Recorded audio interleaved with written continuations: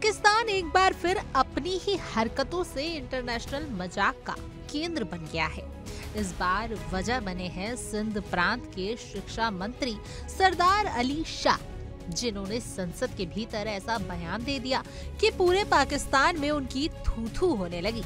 बात इतनी बढ़ गई कि सोशल मीडिया पर लोग उन्हें अपना ही सच उगल देने वाला मंत्री कहकर ट्रोल करने लगे। दरअसल भारत के रक्षा मंत्री राजनाथ सिंह ने हाल ही में नई दिल्ली में सिंधी समुदाय को संबोधित करते हुए कहा था कि सीमाएं स्थायी नहीं होती और भविष्य में सिंध फिर भारत में शामिल हो सकता है। उन्होंने ये भी बताया था कि सिंधी समाज आज भी विभाजन को लेकर दर्द महसूस करता है और इतिहास गवाह है कि सिंध नदी दोनों देशों के लोगों के लिए आस्था का केंद्र रही है।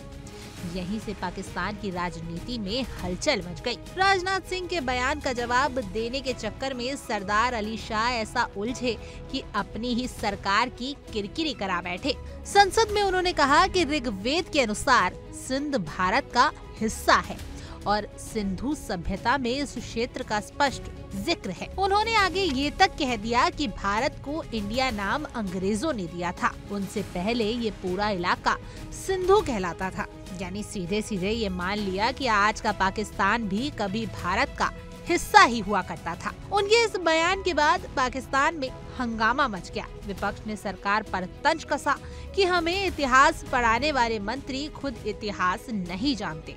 वहीं सोशल मीडिया पर पाक नागरिकों ने मजाक उड़ाते हुए कहा कि सच बोल दिया तो चैनल बंद ना करवा दे। कई लोगों ने लिखा कि मंत्री ने राजनाथ सिंह का जवाब देने की कोशिश में पूरे देश को ही कटघरे में खड़ा कर दिया।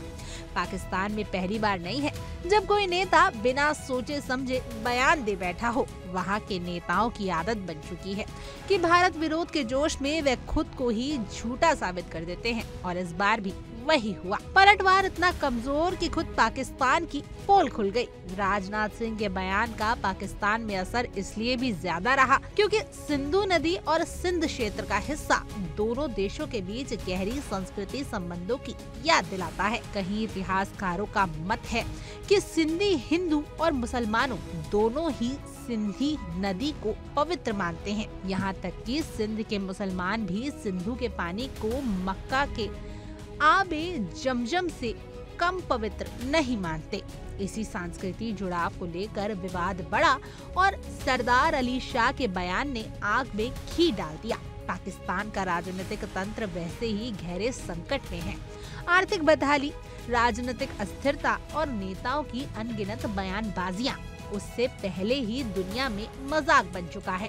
लेकिन इस बार मामला थोड़ा और गंभीर हो गया क्योंकि मंत्री ने अपने ही राष्ट्रीय नैरेटिव के खिलाफ जाकर ये स्वीकार कर लिया कि सिंध का इतिहास भारत से ही जुड़ता है। अब इस घटना ने पाकिस्तान की संसद से लेकर टीवी चैनलों और सोशल मीडिया तक आग लगा रखी है। सरकार बचाव में उतर आई है लेकिन मंत्री के शब्द वापस नहीं लिए जा सकते। लोग पूछ रहे हैं कि अगर सिंध भारत का हिस्सा था तो फिर आज पाकिस्तान किस तर्क पर भारत को इतिहास पर भाषण देता है।